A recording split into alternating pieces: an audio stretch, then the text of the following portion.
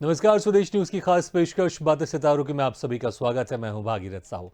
बातें सितारों की में आज हम रूबरू होंगे सिंगर और म्यूजिक कंपोजर कृष्णा पंडित से। कृष्णा पंडित का जन्म हरियाणा में हुआ।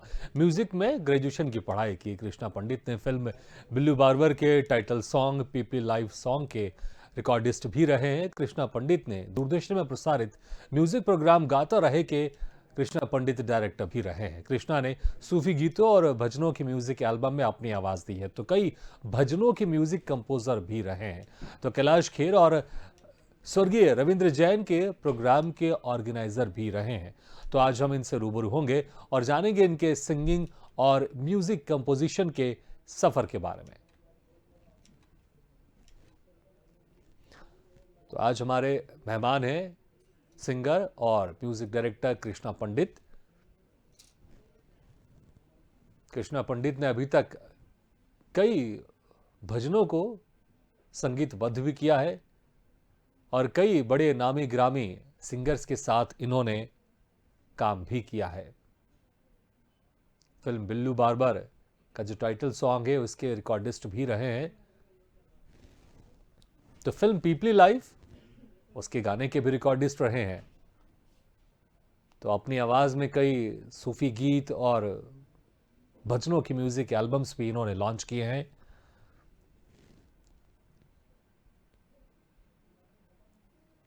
तो आज मुलाकात करेंगे हम कृष्णा पंडित से और जानेंगे कैसे शुरू हुआ उनका सफर। तस्वीरों में आप देख रहे होंगे कृष्णा पंडित को।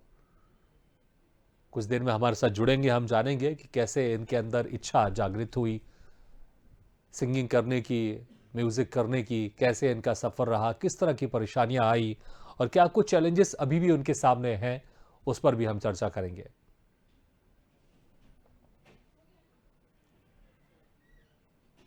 क्योंकि पिछले 2 सालों से जिस तरह से लॉकडाउन भी रहा है, तो लॉकडाउन में कई कलाकारों को समस्याएं भी आई है।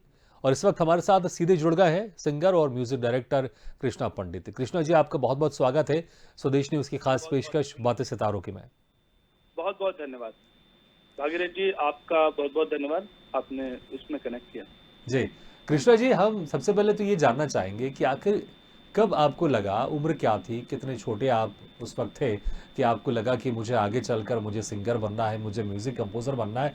या फिर शुरुआत होता है अक्सर कि बचपन में हम कविताएं गाते हैं, पोएम गाते हैं और स्कूल में कुछ गाने गाते हैं और धीरे धीरे फिर हमें पता नहीं चलता कि कब हमको ये विद्या अच्छी लगनी शुरू हो गई और हम इस क्षेत्र में चले जाते हैं। क्या आपके साथ भी ऐसे ही हुआ?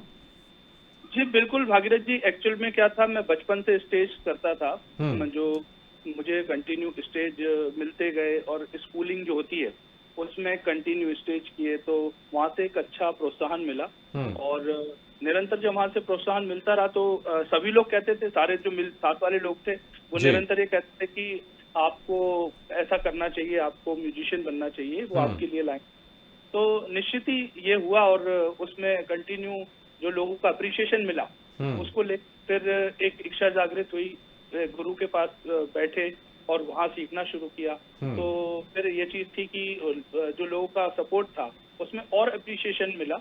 हम्म। और इस बीच में एक ऐसा वाक्य हुआ कि क्योंकि जहन में ये कभी ना था कि म्यूजिशियन ही बनना है, हम्म। लेकिन क्योंकि हमारे जो पेरेंट्स हैं वो एक्चुअल में बहुत अच्छे कॉन्ट्रैक्टर हैं और हमारे घर में इंडस्ट्रीज हुआ करती है। हम्म। तो एक्चुअल में वो ऐसी बात बात में गिटार मैं सीखने जाता था और गिटार सीखने जाता था तो वो एक दिन बहुत अच्छा एक गीत बजा रहे थे। हम्म।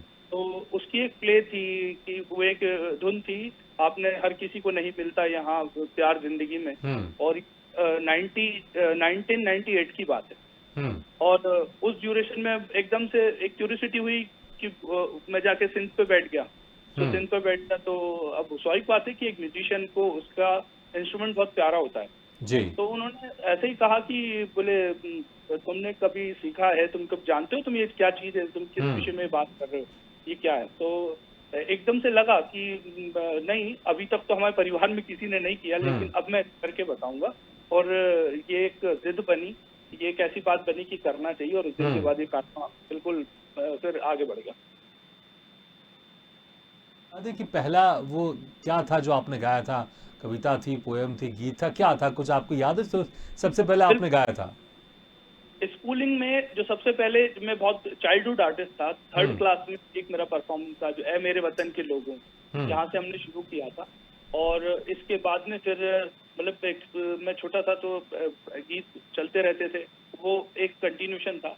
और फिर मतलब देशभक्ति गीतों के साथ शुरू हुए। फिर उसके बाद जो पहले खुद के जो रिलीज आए तो वो एक फोक सॉन्ग था, उस फोक सॉन्ग के साथ अपनी शुरुआत की। जी। अच्छा कृष्णा जी, हम जी आज आज चैत्र नवरात्र की भी शुरुआत हो गई है और बिल्कुल। माता रानी जी का आशीर्वाद हर कोई चाहता है, तो आपको बहुत बहुत शुभकामनाएं चैत्र नवरात्र की। और बिल्कुल हम चाहेंगे कि शुरुआत में चाहूंगा कोई एक माता जी का आप गाना अगर सुना दे तो हमारे दर्शकों को बड़ा अच्छा लगेगा, थोड़ा सा भक्तिमय वातावरण हो जाएगा, क्योंकि मुझे लगता है आपने आज माता जी के दर्शन भी किए हैं, आप तिलक विलक लगा के बैठे हुए हैं आप, तो हाँ थोड़ा सा। बिल्कुल, पूजन जी पूजन करके बैठे हैं बिल्कुल। बिल्कुल। तो है, दरबार में जाकर मत्था टेका है और माँ की कृपा है। हाँ। स्वर्णमयी लंका न मिले माँ, तेरे चरणों की धूल मिले। स्वर्णमयी लंका न मिले माँ, तेरे चरणों की धूल मिले। पत्थर में कांटे खिलते हैं, पत्थर में कांटे खिलते हैं, तेरे चरणों की धूल मिले। स्वर्णमयी लंका न मिले माँ, तेरे चरणों की धूल मिले। धन्यवाद। बहुत बढ़िया कृष्णा जी, मैं ये जो लिरिक्स है मैं पहली बार सुन रहा हूँ, तो क्या ये लिरिक्स भी आप लिखते हैं या फिर किसी के लिरिक्स थे और आपने इसको कंपोज किया आपने? नहीं, ये एक्चुअल में लिरिक्स भी अपने हैं और हम्म। खुद अच्छा, इसमें ये काफी। लिखा भी आपने ही है? जी जी। बहुत बहुत खूबसूरत लिखा, मतलब कि मुझे दर्शकों को ये भी बताना पड़ेगा कि सिर्फ सिंगर और म्यूजिक डायरेक्टर के अलावा आप गीतकार भी हैं, आप लिखते भी हैं। वाकई बहुत खूब आपने जो अभी आपने लिरिक्स लिखे हैं, बड़े खूब बेहतर लिरिक्स लिखे हैं आपने। जी धन्यवाद। जी। अच्छा, उसके बाद फिर कैसे आपका सफर बढ़ता गया? जब आप स्कूल में थे फिर आपने किया, क्योंकि आपने फिर जी। हाँ, जैसा जैसा कि एक्चुअल में भगीरथ जी दोनों पेज एक साथ चल रहे थे, हाँ। क्योंकि घर में इंडस्ट्री थी। तो पिताजी इंजीनियर थे, वो चाहते थे इंजीनियरिंग करें हाँ। और इंडस्ट्री संभालें। और एक तरफ दूसरा ये था कि म्यूजिक करना है, क्योंकि उसमें कुछ कर खाना है। और वो दोनों चीज एक साथ चल रही थी। जी। और इंजीनियरिंग के दौरान भी ये सफर बड़ा गजब रहा, क्योंकि उस ड्यूरेशन में मैंने खुद का स्टूडियो डाल लिया था और एज अ टेक्निकल में बढ़ चला था। तो मैं रिकॉर्डिंग शुरू कर चुका था और रिकॉर्डिंग के साथ कुछ प्रोजेक्ट करना शुरू कर चुका था। ठीक ठीक से फिर इंजीनियरिंग मैंने लास्ट ईयर में इंजीनियरिंग छोड़ दी। और क्योंकि मैं नहीं चाहता था कि गलती से मेरे पास इंजीनियर की मार्कशीट आ जाए। अच्छा, क्यों? इसके पीछे क्या वजह थी? क्योंकि मुझे लगता था कि अगर गलती से मैं इंजीनियर बन गया तो शायद मेरे पास एक ऑप्शन रहेगा। अच्छा। और वो ऑप्शन मैं नहीं रखना चाहता था। हाँ। कि मेरे पास कोई ऑप्शन नहीं होना चाहिए। मैं चाहता था कि एक ही काम करेंगे, सिर्फ म्यूजिक ही करेंगे और जी। म्यूजिक ही पूरी तरह से करेंगे। तो मैं जब भी टॉपर रहा उसके बाद भी मैंने वो मार्कशीट छोड़ दी। मैंने कहा कि नहीं, मुझे इंजीनियर नहीं बनना, ये फाइनल ईयर तक क्लियर हो चुका था। अच्छा। उसके बाद मैं ऑडियो इंजीनियरिंग के लिए बॉम्बे चला गया। ऑडियो हाँ। इंजीनियरिंग के लिए वहाँ कोर्स ज्वाइन किए, डिप्लोमा कोर्सेज किए। और उसके बाद में फिर ये कारवां कंटिन्यू बढ़ गया।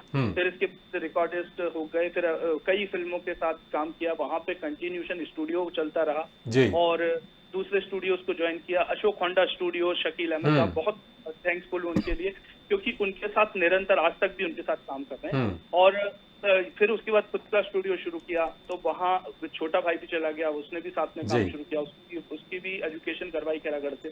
तो हम दोनों फिर भाई एक साथ मिलके काम करते रहे। जी। ये रेगुलर।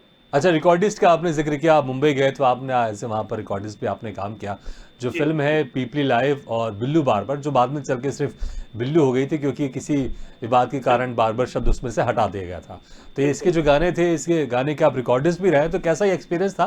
क्योंकि जब बड़ी फिल्मों के लिए इन चीज़ों को आप उस टीम में शामिल रहते हैं तो बहुत ज़्यादा जिम्मेदारी रहती है और बहुत ध्यान से उन चीज़ों को करना पड़ता है। तो कैसा एक्सपीरियंस था इसमें आपका? इससे पहले एक बड़ी मजेदार दिलचस्प बात यह है कि जब बिल्लू बार्बर की रिकॉर्डिंग का पेंच आया तो हो ये रहा था कि स्टूडियो में थे, एकदम से बात हुई क्योंकि हम साथ ही साथ में रविंद्र दा चले गए, रविंद्र जैन साहब की टीम में थे। जी। तो दादा के साथ एक साउंड इंजीनियर थे, उनका कॉल आया और उन्होंने कहा कि एक रिकॉर्डिंग है और उसमें कृष्णा वहाँ पे हमको एक लोकल बंदा चाहिए जो वहाँ पे उसको पूरा सब देख सके। जी। तो उस समय मुझे मालूम नहीं था, लेकिन फिर मैं वहाँ पहुंचा तो प्रीतम दा चले आ रहे हैं। अच्छा। और सब की टीम चली आ रही। मुझे नहीं मालूम था कि ये ऐसा होगा लेकिन बहुत मजेदार एक्सपीरियंस था। और ये बात है सन 2017 की। हाँ। तो 17 में जून की बात है और एक्चुअल में क्या था कि उस समय शाहरुख खान कह रहे थे कि हमको ये 15 अगस्त से पहले रिलीज करना है। हाँ। और प्रोड्यूसर अच्छा, मुझे ऐसा लगता है शायद आप 2007 या 8 का जिक्र कर रहे हो, शायद ये जो फिल्म है बिल्लू। 2007 हाँ, 2007। मिस 2007 की बात। जी। तो उसमें फिर ये हुआ कि एक्चुअल में उनको 15 अगस्त को रिलीज करना है, बहुत हाँ। जल्दबाजी।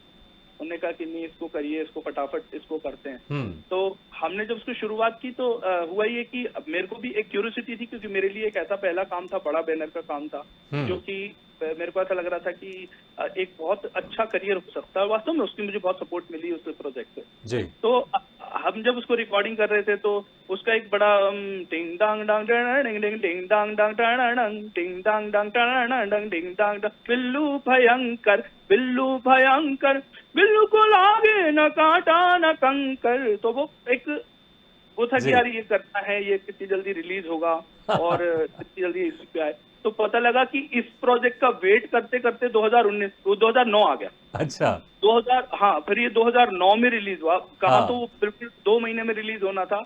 और फिर मतलब एक लंबा वेट, पहली बार एक बड़ा इंतजार करना पड़ा क्योंकि आपको बड़ा क्यूरियोसिटी होती है जब आपका प्रोजेक्ट कोई आ रहा होता है। और उसमें कंटिन्यू फिर बहुत अच्छा हुआ। कृष्णा स्टूडियोज के नाम से उस समय उसको ज्वाइन किया था। उसमें टाइटलिंग में बढ़िया वो चीज आती है, बढ़िया है, अच्छा आशीर्वाद। अच्छा, क्यूरियोसिटी की आपने बात की, जब आपने वो जो एक हल्का सा आपने जो एक म्यूजिक डायरेक्टर वाला जो आपने गदा दिया आपने और थोड़ा सा आपने उसको एक लाइन गुनगुनाई भी, तो अगर कुछ आपको इसकी एक दो लाइन याद है तो हम जरूर सुनना चाहेंगे इस गाने को, क्योंकि हम चाहेंगे और इसी स्टाइल से जो आपने जो रिदम थे आपने उसको मुंह से निकाले। तो अगर कुछ एक दो लाइन याद हो तो मुझे लगता है हमारे दर्शक के अंदर क्यूरियोसिटी बढ़ गई होगी, मेरे अंदर तो बढ़ गई है, मैं भी जरूर सुनना चाहूंगा। मैं बिल्कुल, एक्चुअल में प्रमोद शर्मा जी का स्टूडियो था और इसमें इसका रिकॉर्डिंग था। हाँ। और मतलब इसका एक पंच था, टिंग डोंग डोंग टिंग डिंग डिंग डिंग डोंग डोंग टिंग डिंग टिंग डोंग डोंग टिंग डिंग डिंग डिंग डोंग डोंग टिंग डिंग बिल्लू भयंकर, बिल्लू भयंकर, बिल्लू भयंकर, देखो बिल्लू भयंकर, बिल्लू भयंकर, बिल्लू भयंकर, बिल्लू भयंकर, देखो बिल्लू भयंकर, बिल्लू को लागे न कांटा न कंकर, बिल्लू भयंकर, बिल्लू भयंकर, बिल्लू हमार, देखो उस तरह की धार, देखो साबुन रोशनदार, बिल्लू को बड़ा है जाम नहीं रे कोई, बिल्लू को ऐसा कोनो नाम नहीं रे। बहुत शानदार। बहुत बढ़िया, वाकई जबरदस्त। अच्छा, उसके बाद फिर जब मुंबई में, और फिर कैसा रहा आपका जर्नी, क्योंकि अक्सर हमने सुना है कि मुंबई में बड़ा स्ट्रगल रहता है, तो किस तरह का स्ट्रगल आपको करना पड़ा मुंबई में? देखिए, स्ट्रगल का दौर तो जैसा सबका टफ होता है वैसा हमारा भी रहा। जो कि बॉम्बे में जब हम पहुंचे तो मुंबई में कुछ दोस्त थे, उन लोगों के साथ शेयर किया। शुरुआत में बहुत दिक्कत होती थी। मैं मात्र मतलब मेरे को इस बात में संकोच नहीं होता कहने में, मैं मात्र 20 रुपए स्टूडियो से लिया करता था। अच्छा। वो मेरे आने जाने का होता था। मैं कहता था मुझे सिर्फ कन्वेंस चाहिए, मुझे सिर्फ सीखना है, मैं आपके साथ रह के सीखना चाहता हूँ। और वहाँ पे कंटिन्यू फिर प्रांशुल लल्ला साहब हैं, उनके साथ रह के कंटिन्यू सीखा। और शकील साहब हैं, शकील साहब के साथ कंटिन्यू काम किया, उनके रेगुलर रह के सीखा। और मतलब मैं सिर्फ ये चाहता था कि मेरे को आने जाने का खर्चा मिल जाए। हाँ। अंधेरी ईस्ट में स्टूडियो था, अंधेरी वेस्ट से हम आते थे, तो रेगुलर सिर्फ आने जाने का हमको कन्वेंस मिलता था। लेकिन उसका इतना बड़ा दिल था कि वो हमारी फूडिंग की व्यवस्था भी करते थे। और क्योंकि फिर सारे काम, मतलब मैं काम के मामले में बिल्कुल ऐसा रहा कि सीखना था तो सब कुछ झुक के सीखा, मतलब सीखने की नियत से सीखा, तो सारी चीजें बिल्कुल सॉल्व होती गई। बाकी ऐसे ऐसे दिन भी आए कि ऐसा लगा कि कहीं गलती तो नहीं हो गई जिंदगी में। कि एक समय ऐसा आया जब ऐसा लग रहा था कि मैं बिल्कुल खत्म हो गया हूँ। मतलब मुझे ऐसा लगा कि अब मुझे मूव हो जाना चाहिए, शायद मेरे लिए लाइन नहीं है। और आजाद शत्रु जी हैं, प्रोफेसर हैं यादव साहब आजाद शत्रु, बड़ा नाम है इंडस्ट्री का। लता जी पे आपने 6-7 किताबें लिखी हैं, उनका आशीष आशीर्वाद बहुत मिला।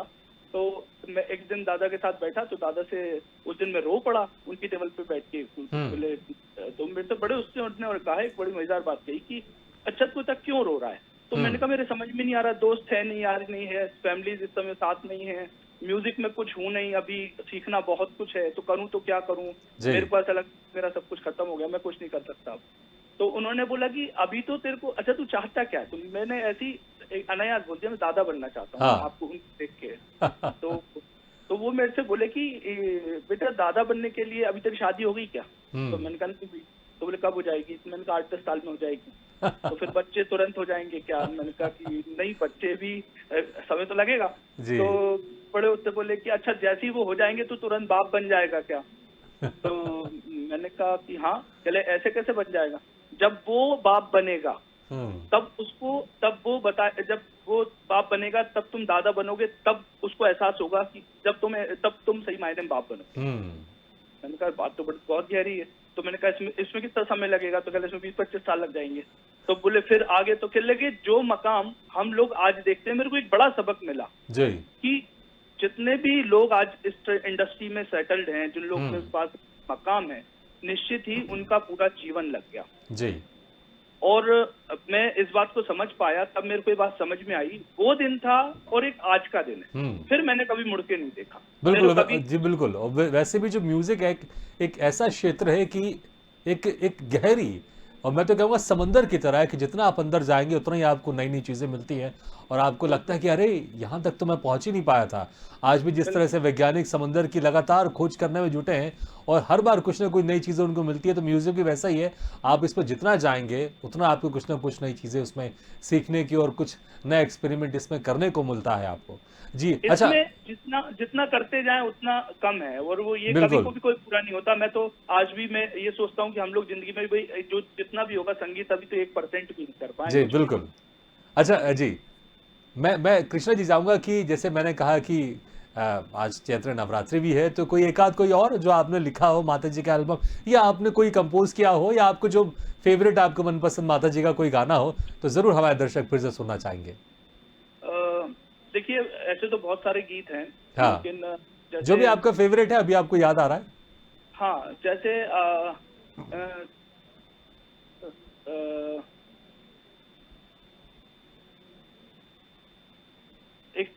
एक पंच था, एक पंडा पुजारी। जी। एक पंडा पुजारी एक पंच था। हम्म। मैं थोड़ा सा वो मिस कर रहा है कि मैया की मड़िया में जोत जलावे देखो पंडा पुजारी, पंडा पुजारी, पंडा पुजारी। मैया की मड़िया में जोत जलावे देखो पंडा पुजारी। झूम झूम झनन भजन को गाई के, झूम झूम झनन भजन को गाई के।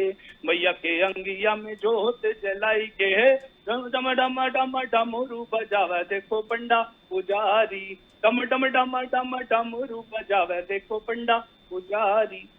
बहुत बढ़िया। ये लिखा भी आपने है क्या? जी जी जी। अच्छा, आप तो मतलब बिल्कुल जैक ऑफ ऑल ट्रेडर्स हैं, क्योंकि ना आप लिखते भी हैं, म्यूजिक भी कंपोज करते हैं, आप गाना भी गाते हैं। जी। अच्छा। वक्त की दरकार ने सब कुछ बना दिया नहीं बिल्कुल, सरकार। और बिल्कुल वाकई आपने सही कहा, कहते हैं कि आवश्यकता ही आविष्कार की जननी होती है। तो बिल्कुल, बिल्कुल और बिल्कुल आपने बहुत मदद करो, अच्छा है ये, क्योंकि आप इसको लिखते भी हैं, आप खुद कंपोज भी करते हैं, गाते भी हैं, तो इसकी जो फीलिंग्स है आप उसको ज्यादा बेहतर तरीके से आप उसको समझ सकते हैं। अच्छा कृष्णा जी, अब जब जी आप लिखते हैं, देखिए जब आप लिखते हैं तो निश्चित ही आप उसे और ज्यादा कनेक्ट कर पाते बिल्कुल बिल्कुल। हैं। बिल्कुल जी। आप कुछ अच्छा कृष्णा जी, जब भी माता के भजनों की याद आती है तो हमेशा वो गाना जरूर याद आता है, गीत जरूर याद आता है कि चलो बुलावा आया है, माता ने बुलाया है। तो बिल्कुल बिल्कुल ये बिल्कुल आपका गाना लिखा हुआ नहीं है, ना ही आपका गाना गाया हुआ, लेकिन मुझे लगता है आप भी इसको बहुत गुनगुनाते होंगे। और मेरी दिली इच्छा होती है कि जब भी चित्र नवरात्र हो या नव दुर्गा हो, ये गाना जरूर सुनने को मिले, ये भजन जरूर सुनने को मिले। अगर आपको इसकी 2 लाइनें याद होगी तो मैं रिक्वेस्ट करूंगा कि इसकी 2 लाइन जरूर आप सुना दें आप। देखिए पहली बात तो गुलशन कुमार प्रोडक्शन है, बहुत बढ़िया काम हुआ है जी। और अच्छा काम है। मैं क्रेडिट देना जरूर चाहता हूँ, क्योंकि हाँ। एक आपकी मेन बात वही है कि चलो बुलावा आया है, माता ने बुलाया है, जय माता दी चलो बुलावा आया है, माता ने बुलाया है। ऊंचे दर पर देवी माता ने दरबार लगाया है, चलो बुलावा आया है, माता ने बुलाया है। धन्यवाद।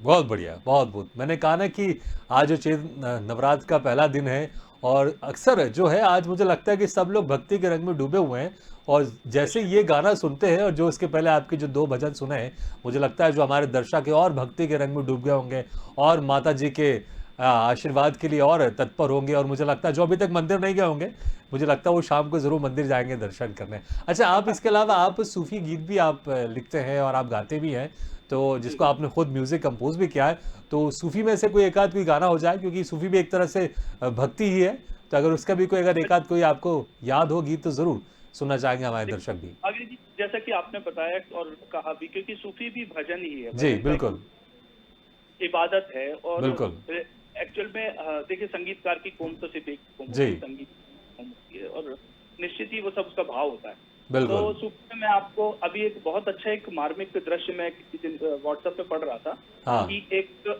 बकरी का बच्चा जब भी ढोल बजता तो नाचता हुआ उस ढोल के पास चला जाता हाँ और जोर जोर से नाचने लगता। तो उसका नाच देख देख कर लोगों ने उससे पूछा कि ऐसा क्या है कि जब भी ढोल बजता है तू नाचता हुआ चला आता है। हम्म तो उसने बड़ा मार्मिक जवाब दिया कि ये जो ढोल है इसका जो चमड़ा है वो मेरी माँ का है। हम्म तो इस विषय को लेकर जहन में कुछ आया विचार, और तब मैंने एक पंच अभी लिखा है मेरी आने वाली एल्बम में आने वाली। जी दे दना दना धना ना ना ना ना ना ना, दे दना दना धना ना ना ना ना ना ना, बाज रयो रे चमड़ा। दे धना धना धना ना ना ना ना ना ना, बाज रयो रे चमड़ा। क्या छिपा था देह माटी में उमड़ घुमड़ कर उमड़ा। क्या छुपा था देह माटी में उमड़ घुमड़ कर उमड़ा। यहाँ से मैंने कबीर जी को लिया है। जी माट कहे कुमार से अजी तू क्यों रोंदे मोए। माटी कहे कुमार से अजी तू क्यों रोंदे मोए। एक दिन ऐसो आएगो के मैं रोंदूंगी तो। माटी से मानव का रिश्ता, माटी से मानव का रिश्ता, जन्म जन्म का रगड़ा। क्या छुपा था देह माटी में उमड़ घुमड़ कर उमड़ा। क्या छुपा था देह माटी में उमड़ घुमड़ कर उमड़ा। जी बहुत खूब, बहुत बढ़िया लिखा भी आपने, बहुत ज़बरदस्त है। म्यूज़िक भी इसका खुद ही आपने कंपोज किया और गाते तो आप अच्छा, इसमें कोई शक नहीं है। अच्छा, समय बहुत कम है तो लेकिन मैं चाहता हूँ कि जाते जाते कोई एक हिंदी गाना जो आपको बहुत खुद का पसंद है, कभी आप गुनगुनाते हैं, और क्योंकि कोई आपका मनपसंद कोई एक हिंदी गाना जाते जाते एक ये भी हो जाए तो मुझे लगता है बहुत अच्छी और अच्छी एंडिंग हो जाएगी हमारे इस प्रोग्राम की। बिल्कुल। एक्चुअल में देखिए ये काबा तो इतना लंबा है कि इसमें जितनी बात की हाँ जाए हाँ कम है। बिल्कुल लेकिन फिर बहुत बहुत धन्यवाद, आप मुझे याद किया। और मैं जी। आपको एक बहुत ऐसा गीत है जो मेरे पिताजी का ही फेवरेट रहा, मेरा भी, और मेरे को लगता है लाखों दिलों की धड़कन है। बिल्कुल किसी की मुस्कुराहटों पे हो निसार, किसी का दर्द मिल सके तो ले उधार। किसी के वास्ते हो तेरे दिल में प्यार, जीना इसी का नाम है। किसी की मुस्कुराहटों पे हो निसार, किसी का दर्द मिल सके तो ले उधार। किसी के वास्ते हो तेरे दिल में प्यार, जीना इसी का नाम है। धन्यवाद। वाह, बहुत बढ़िया। बहुत बढ़िया कृष्णा पंडित जी, बहुत अच्छा लगा आपसे बातचीत करके। हम कुछ और आपसे गाने सुनना चाहते थे लेकिन समय की पाबंदी है, इसलिए आपसे इजाज़त लेना होगा, लेकिन बहुत बहुत शुक्रिया समय निकाल कर आपने हमारे इस कार्यक्रम में शिरकत किया। Thank you very much. Thank you. Welcome. तो बातें सितारों की में आज हम रूबरू हुए सिंगर, म्यूजिक डायरेक्टर और लिरिसिस्ट कृष्णा पंडित से। अगले बार हम फिर किसी शख्सियत से मुलाकात करेंगे, तब तक ली दीजिए इजाजत। लेकिन खबरों का सिलसिला लगातार जारी है, आप देखते रहिए स्वदेश न्यूज, सबसे पहले देश।